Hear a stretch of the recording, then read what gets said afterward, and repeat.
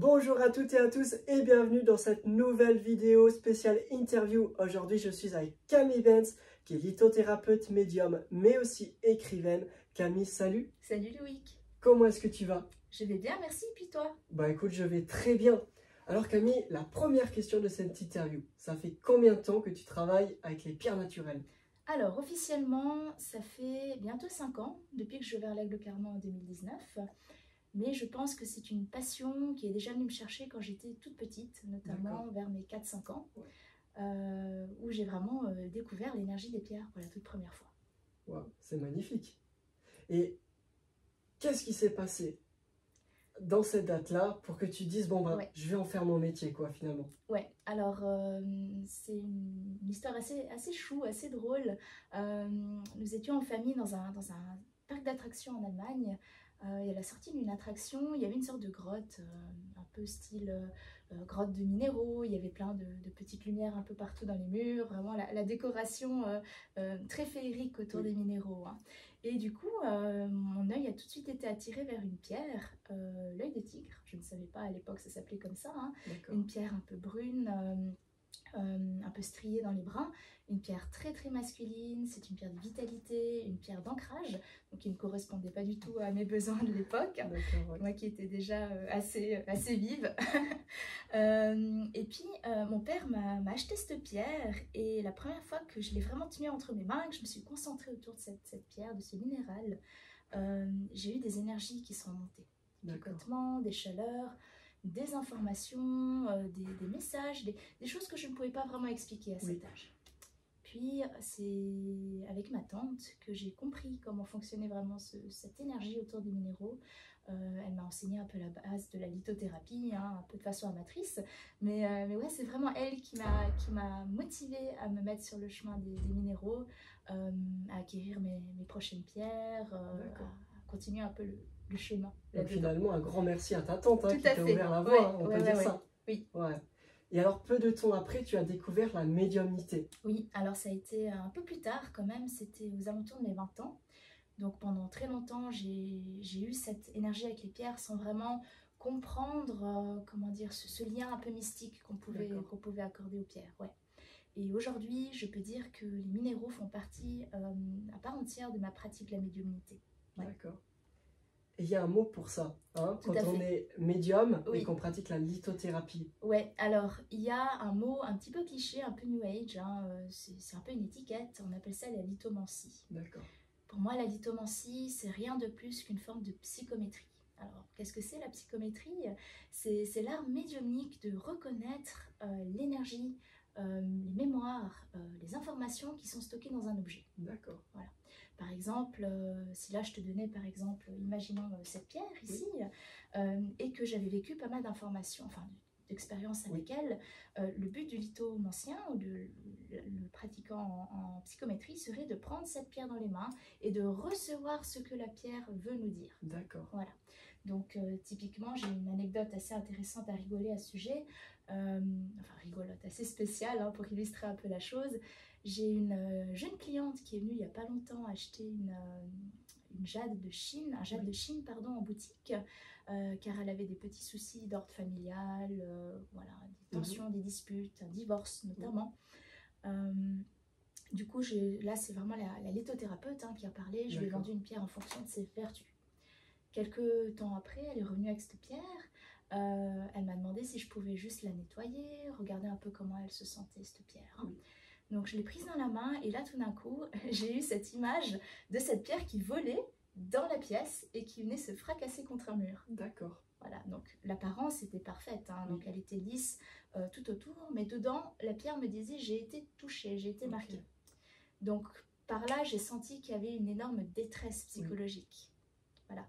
Donc, grâce à cette information, hein, qui est d'ordre de la psychométrie, j'ai pu vraiment comprendre que ce que la personne en face de moi essayait de me dire n'était pas dans la totale vérité. Elle dissimulait quand même des choses. Ça m'a permis de voir de la tristesse, de la souffrance, hein, des idées noires aussi. Malheureusement, c'est des choses que j'ai énormément derrière mon comptoir. Mais voilà, ces pierres m'aident, ces minéraux m'aident à recevoir les informations que j'ai besoin de leur porteur, finalement. Ouais. Donc ça, c'est la lithomancie. C'est de la lithomancie. D'accord. La lithothérapie, c'est quelque chose de plus J'ai envie de dire concret? un peu plus théorique, un peu plus D'accord. scientifique, même que c'est pas une science encore reconnue de nos jours, hein. Mais le but de la lithothérapie, c'est vraiment d'associer des vertus en fonction des besoins de certaines personnes, hein. D'accord. Donc on va étudier bien sûr leur base minérale, leur composition chimique. On va étudier comment les associer aussi, par exemple, hein. On ne peut pas associer n'importe quoi. Bien sûr. Regarder aussi les besoins de la personne. Si la personne est très sensible, on ne va pas lui donner n'importe quoi comme minéral. Également, si elle commence dans le monde des minéraux, hein, lithothérapie, on ne va pas lui donner des pierres trop fortes. D'accord. Voilà. Donc ce sont des exemples, hein, de la lithothérapie. Et en parlant justement de pierres, Oui. bon, on est d'accord que les pierres ont finalement une mémoire, Oui. hein, c'est quelque chose d'énergique. Oui. Chaque pierre a une histoire. Oui. Un peu comme nous finalement les êtres humains, avec Oui. nos défauts, nos faiblesses. Est-ce qu'on pourrait dire que finalement ces pierres sont là pour compenser nos faiblesses? Alors, je pense que les minéraux sont plutôt là pour faire briller nos forces, nos valeurs. D'expérience, que ce soit autour de mes clients, que ce soit ma propre expérience avec les minéraux. C'est pour ça que j'aime particulièrement cette pierre-là, qu'on regardera après, hein, Oui. l'obsidienne, qui a cette force de faire remonter les valeurs positives, l'estime de soi, pour finalement balayer plutôt les faiblesses, hein, travailler dessus d'une certaine façon. Tu parlais justement de mémoire, hein, que chaque pierre a une mémoire comme une personne, et ça c'est juste. Il faut se dire une chose, là on parle d'énergie magnétique, hein, donc les pierres sont reliées à la Terre, tout comme nous finalement, bien que certaines personnes peuvent développer aussi un lien spirituel, une énergie un petit peu plus mystique. Les pierres ont été longtemps dans la Terre, hein, elles ont été formées il y a des millions d'années, elles ont eu les mémoires de la Terre également. Donc la formation des arbres, etc., la formation de la terre, ce qu'il y avait tout en dessous, bien sûr aussi le mouvement des plaques, c'est ce qui a aussi beaucoup créé ces mouvements dans les pierres que tu peux voir parfois, notamment celle-ci. Et voilà, donc comme nous aussi, on grandit avec notre expérience. Donc les pierres vont je pense, rien de plus que nous transmettre finalement leur propre expérience dans leur formation minérale. Voilà. Après, ça c'est plutôt une théorie personnelle, mais voilà, pour moi, qui travaille également dans la médiumnité, je vois souvent à quel point les choses sont liées. Voilà, donc nous, on ne pourrait pas exister sans ce qui nous entoure, hein, tout est lié. Voilà, exactement. Donc les minéraux sont bien placés justement aussi pour comprendre cette énergie avec notre connexion avec le tout, comme tu dis. Bah, du coup, est-ce que tu peux nous en parler de ces... Donc, tu as pris 3 pierres favorites, hein, alors, ça, c'est les 3 pierres, je ne vais pas en dire mes pierres favorites, mais les pierres avec lesquelles j'ai eu le plus d'expérience. Et comment tu les nettoies, comment tu les purifies, à quoi ça sert? Oui, alors, le nettoyage des pierres, alors il y a plusieurs écoles qui parlent de ça, hein. Moi, je suis d'avis que c'est bien de les entretenir, dans le sens que elles ont vécu, comme je t'ai dit avant, longtemps sous la terre, elles ont été coupées du soleil, elles ont été coupées d'un certain taux d'humidité, par exemple, hein. Donc, il faut aussi respecter leurs besoins. Une pierre qui est, par exemple, très irisée, hein, comme la labradorite, que beaucoup de gens connaissent, ou les pierres de lune, ne vont pas du tout apprécier le soleil. Simplement que dans leur formation minérale, il y a une sensibilité au rayonnement UV. Voilà. Donc, par exemple, ces 3 pierres-là, ce sont des pierres assez communes dans l'entretien. Donc, on a le grenat, l'agate-mousse et l'obsidienne mahogany, aussi appelée l'obsidienne acajou. On va les nettoyer à l'eau courante du robinet et la recharge, ce sera le soleil. Voilà. Ce sont des pierres de vitalité, de confiance, de protection psychique, de traduire les idées en action aussi. Voilà. Donc, c'est toutes des énergies solaires. Voilà. Donc voilà, ça ce sont des minéraux que je vends également à l'Aigle Carmin, que j'ai beaucoup d'expérience avec, mais également mes clients ont aussi pu vivre des expériences assez incroyables. Avec ces 3 pierres-là, du coup. Ouais, pour moi, ça c'est un peu le top 3. C'est ce que tu conseilles le plus souvent. Ouais, pour moi, elles englobent un petit peu la totalité des choses que les gens ont besoin actuellement dans notre siècle. Puis je sais pas si vous pouvez les voir, vous, à la caméra, ces pierres, hein, si tu peux peut-être leur montrer. Mais elles sont juste magnifiques et t'en as plein d'autres dans ton magasin. Ouais, alors, ça se voit pas beaucoup, hein. Là, on a vraiment un grenat plutôt sombre. Je sais pas si on le voit ici.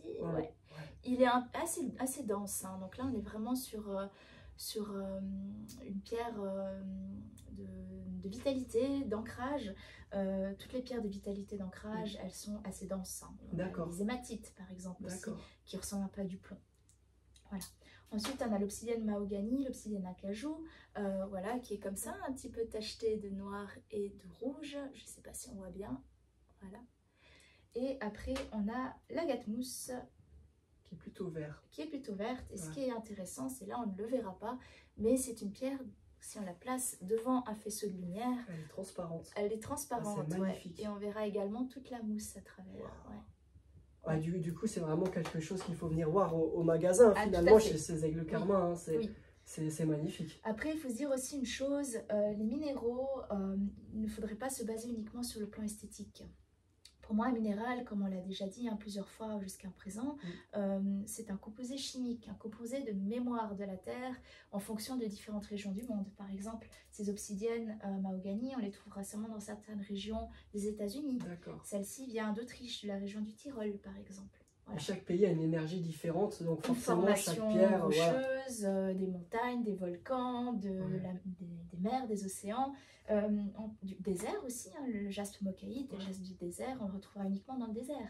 Donc on a aussi un lien avec ce qui nous appelle. Une personne par exemple qui sera fortement liée à l'énergie de l'océan, des volcans, de la lave, aura une préférence pour les fesses plates par exemple, les labradorites, les pierres de lune, très irisées, qui viennent souvent des pays du Nord, de la Scandinavie. Voilà, donc je pense que ces pierres aussi nous envoient une information un peu plus subtile que simplement le plan esthétique. Et en plus, on m'a toujours dit, c'est pas toi qui choisis les pierres, mais c'est les pierres qui te choisissent. Oui, alors c'est en partie vrai. Je pense que c'est un travail d'équipe entre le minéral et toi. Et c'est là où le lithothérapeute peut avoir un travail à faire, c'est qu'il va prendre en compte les besoins esthétiques, les besoins de la personne. Hein, donc vraiment, c'est ce magnétisme qui parle. La personne va ressentir un besoin de travailler par exemple avec un minéral qui contient beaucoup de cuivre, une malachite par exemple, parce qu'elle ressent des douleurs au niveau de son corps physique, des tensions, des tendinites, ça peut être une arthrose. Et là, je vais en effet pouvoir lui dire, oui, cette pierre peut rentrer en effet dans vos besoins. Voilà. Donc c'est là où c'est intéressant. Souvent, j'aime bien dire aussi à mes clients, je vous laisse choisir 2-3 pierres qui vous parlent. Et après, on regardera avec les connaissances en lithothérapie, même en lithomancie, s'il y a par exemple des pierres qui peuvent concorder avec vos besoins. Et c'est là où c'est impressionnant. On voit souvent à quel point on a tout en nous-mêmes. On a toutes nos capacités, on a toute cette sensibilité qui s'offre à nous. Il suffit juste de l'écouter et de lui donner un peu de crédit. Voilà. Et finalement, c'est comme je le dis souvent à mes clients, derrière mon comptoir, tout ce que je fais, c'est un petit peu de valider ce que vous savez déjà. C'est magnifique. Voilà. C'est très bien dit. Voilà. Donc, voilà, les pierres sont... Encore une fois, pour moi, un parfait exemple de cette connexion entre la nature, entre nos besoins primaires, entre nos besoins spirituels, etc. Voilà. Et alors concrètement, sur quoi on peut travailler avec ces pierres? Quelle pathologie, quelle maladie, comment ça se passe? Alors on peut traiter, je pense, absolument tout, mais à un certain niveau. Je ne vais pas te mentir, une pierre ne pourra pas guérir d'un cancer. Pour moi, ça c'est une fausse croyance. Les pierres vont plutôt soutenir ce qui est déjà là. Imaginons un exemple qui arrive aussi régulièrement ici, une femme ou un homme qui vient de se séparer, qui a le cœur un peu brisé, qui ressent encore une dépendance. Si je lui propose un quartz rose ou une rhodonite, je lui dis ça va vous guérir, il y aura peut-être une petite part de placebo. Je ne vais pas te mentir, le placebo est quand même important. Comme dans le monde pharmaceutique, les médicaments sont aussi testés sur des placebos. Mais là où ça peut devenir intéressant, j'ai perdu le fil, Loïc, ça va me revenir. C'est la question, c'était, attends, oriente-moi. On parlait justement de concrètement sur quoi peut-on agir avec les pierres. Oui. Alors, en enlevant ce côté placebo, on peut travailler sur absolument tout à certaines limites, comme je l'ai dit. Oui, alors ça me revient. Donc si je propose par exemple un quartz rose ou une rhodonite à un client, la pierre ne va pas vraiment faire d'effet, peut-être ce côté placebo, si la personne n'a pas conscientisé dans son fort intérieur, à l'intérieur de lui, qu'il a envie de changer. La pierre va dans ce cas-là identifier les besoins de la personne, son envie, surtout d'abord, les pierres ne vont jamais aller contre notre envie, c'est un accompagnement conscient, c'est un travail d'équipe, pour l'aider à sa guérison. c'est Si passionnant. une personne est fermée, ces pierres, ce seront juste des jolis cailloux. Hein, Oui, d'accord. Voilà. Je dis toujours à mes clients, est-ce que vous avez envie de travailler avec les pierres? Est-ce que vous avez envie de découvrir leur potentiel? Oui. Si les gens me disent, ouais, on m'a juste conseillé ça parce que ça peut m'aider. En général, je leur dis, réfléchissez à 2 fois, elle va traîner dans un tiroir si vous n'êtes pas conscient de cet état-là. Donc, si vous avez déjà entamé une guérison, une prise de conscience, là, la pierre va pouvoir s'activer. En dehors de son effet placebo, qui va peut-être durer quelques jours. Oui. Voilà. Et est-ce qu'il y a des dangers finalement à travailler avec les pierres? Je dirais pas des dangers, comment dire, dangers dans la façon de dire dangereux, hein. Oui. Je dirais plutôt un inconfort ou une forme de gêne avec certaines pierres. D'accord. Je prends l'exemple par exemple de la sunjite, qui est une pierre composée de métaux lourds aussi. Hein. Après le diamant, c'est une des pierres qui contient le plus de carbone. Oui. Et elle a cette faculté de tirer les métaux lourds du corps. C'est une excellente pierre aussi anti-ondes. Donc c'est clair, c'est pas une pierre que je vais proposer à quelqu'un qui va bien, qui est en bonne santé, par exemple. Par exemple, une personne qui est malheureusement en traitement de chimiothérapie va avoir besoin de cette pierre ou va ressentir le besoin de travailler avec cette pierre, avoir envie de l'utiliser pour enlever finalement tous ces métaux lourds de son corps. Voilà. Donc c'est important pour certaines pierres de bien identifier qu'est-ce qu'on veut faire avec elles. Une personne électrosensible va apprécier de travailler avec des pierres comme la sunjite, les amazonites aussi qui sont très très bien. Mais voilà, l'Amazonie travaille aussi sur la paix de l'esprit, sur le calme. Tu vois, donc on a plusieurs panels autour de ces minéraux. Donc c'est pas seulement une identification des vertus, c'est aussi, ça va un peu plus loin. C'est à quel niveau vous estimez par exemple votre souffrance. Une pierre par exemple, une personne par exemple qui a un problème d'estime, je vais lui demander, ok, est-ce que votre manque d'estime vous touche sur le plan social? Oui. Ok, d'accord, je peux déjà garder certaines pierres, certaines je vais les éliminer. Oui. Est-ce que cette pierre, ce souci que vous avez, vous donne des angoisses? Oui, ok, on garde certaines pierres. Est-ce que vous sentez un état de dépression, de burn-out? Oui, ok, d'accord, j'ai trouvé, ça serait le quartz fumé. Donc tu vas vraiment cibler on va toujours poser des questions et le but c'est en fait de toujours un petit peu refermer les possibilités, comme mettre un entonnoir pour trouver la bonne pierre. Donc ça va un peu plus loin que ça et c'est là aussi que les facultés de psychométrie peuvent être intéressantes, la médiumnité. Quand je prends une pierre dans les mains, je reçois cette information. En effet, cette pierre peut être intéressante pour cette personne. Ouais, puis c'est bien d'avoir finalement cette connaissance de pierre. Moi je me rappelle quand j'étais petit à l'école, moi je suis tombé amoureux de l'œil de tigre hein, aussi, j'ai trouvé magnifique, j'ai dit je le veux, je l'ai pris. Et bah résultat, ça ne me correspondait pas. Hein. C'est une pierre qui est très agressive quand tu es enfant. C'est peut-être pas conseillé. Je la recommande pas. Voilà, d'ailleurs, ça me fait toujours assez sourire quand les clients viennent et qui me disent oui, j'aimerais un œil de tigre pour mon fils. J'ai envie de leur dire non, mais en même temps oui, parce que tu vois, le souvenir que ça fait d'avoir ce bonheur, d'avoir cette belle pierre, même si elle est un peu... Elle est très très forte. Hein, elle est trop forte, oui. Ça c'est une pierre pour un adulte qui est dans le monde des responsabilités, pour une énergie de protection psychique, d'ancrage, de concentration. Je mettrais plus une labradorite, par exemple, aussi, qui est beaucoup plus... Elle fait partie de ces pierres de protection, mais qui est quand même un petit peu plus douce, un peu plus ludique. Ouais, puis finalement, tu parles aussi de ressenti. Hein. Moi, très jeune, quand je portais mon œil de tigre dans les mains, moi, ça me picotait vraiment, ça brûlait. Et là, tu sens... c'est quelque chose de très fort finalement. Ouais. Oui, il faut comprendre cette sensation. Il y a des pierres comme ça qui peuvent, qui sont répertoriées comme des pierres plus fortes. Ça, c'est de l'électromagnétisme. Hein. On ressent aussi la composition minérale qui est plus forte que d'autres pierres, que les quartz par exemple, qui sont très communs. Et c'est, je pense, un élément important à conserver aussi. On ne peut vraiment pas conseiller n'importe quoi. Même si, après, si une personne me dit « Ok, c'est cette pierre-là, pas une autre, malgré ce que vous dites », je sais qu'elle aura raison. Parce que c'est son besoin, c'est son magnétisme qui appelle cette pierre à travailler avec elle. Tu vois. Mais mon travail, finalement, s'axe autour du ressenti magnétique de mon client, de mes compétences en lithothérapie et lithomancie. Et après, encore, le facteur intéressant, c'est juste de venir confirmer ce que la personne vient chercher. Donc finalement, c'est un élément, un ensemble. Encore une fois. Exactement.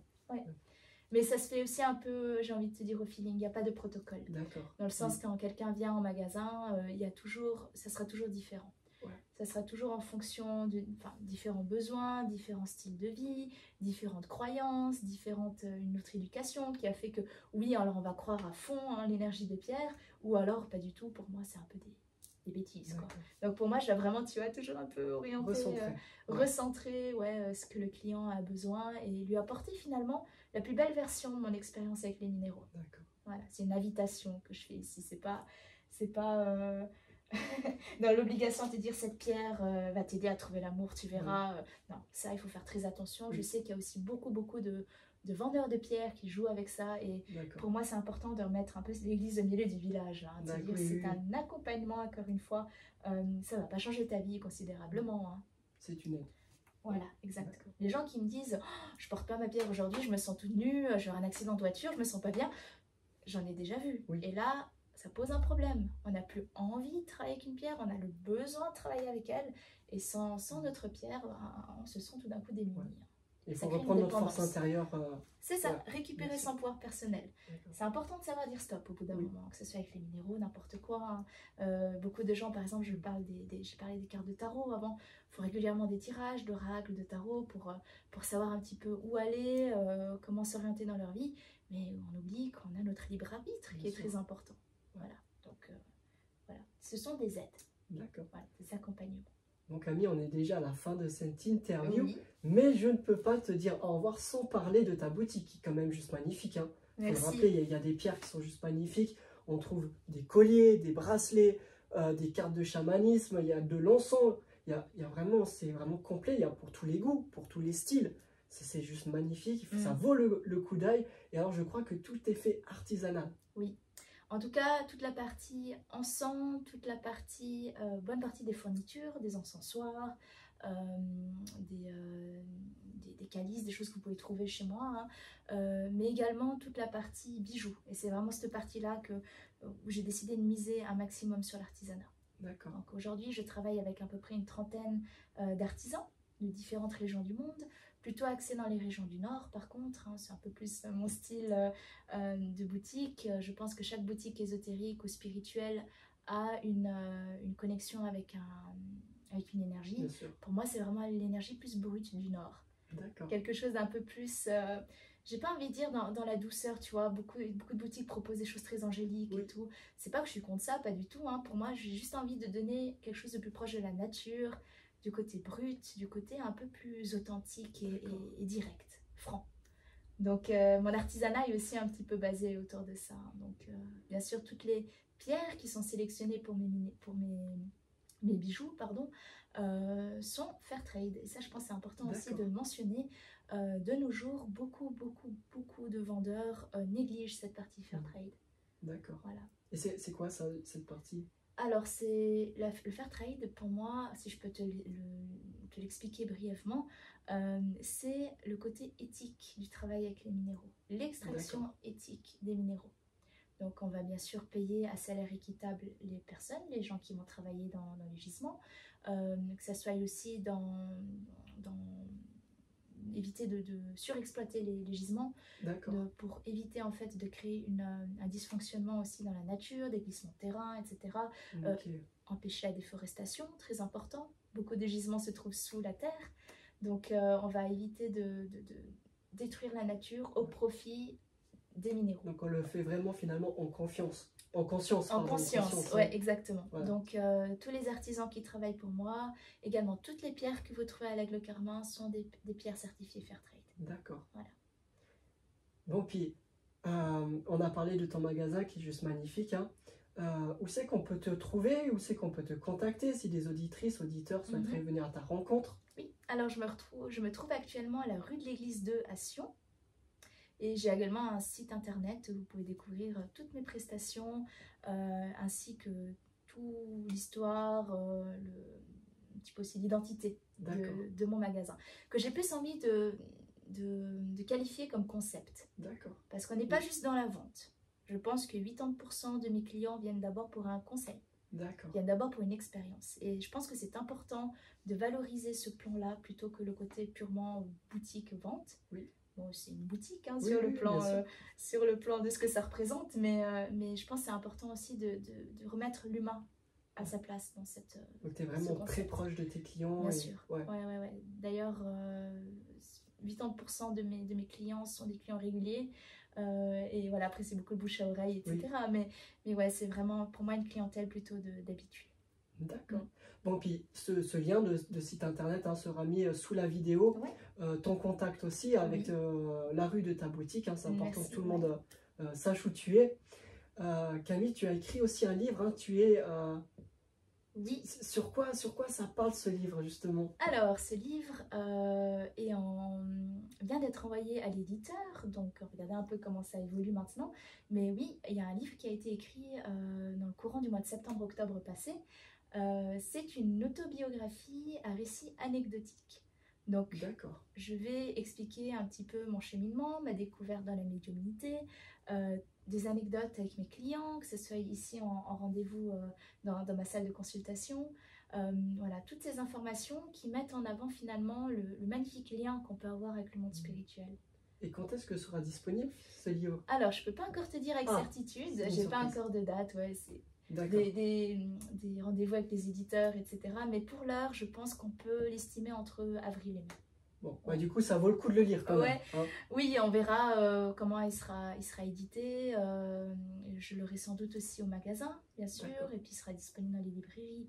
Mais pour l'heure, c'est vraiment le projet de toute une vie. Ça fait de nombreuses années que j'ai envie d'écrire un livre et ça vient de se concrétiser. C'est ton premier? C'est mon premier livre, D'accord. Est-ce qu'il y en aura d'autres? Alors, on verra.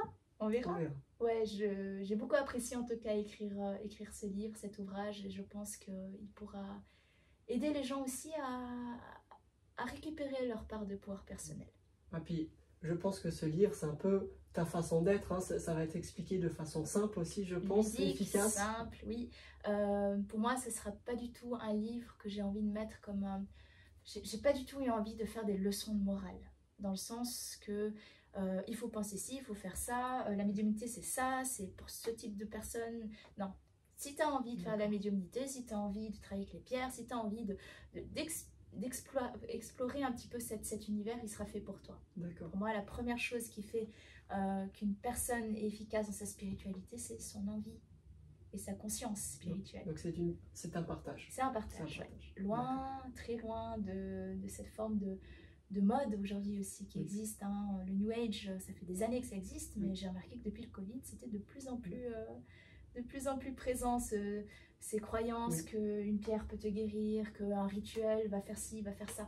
Non, on a tout à l'intérieur de soi. Donc pour moi, ce livre va vraiment remettre un peu cette église au milieu du village à nouveau et expliquer de manière tout à fait simple ce qui peut être fait.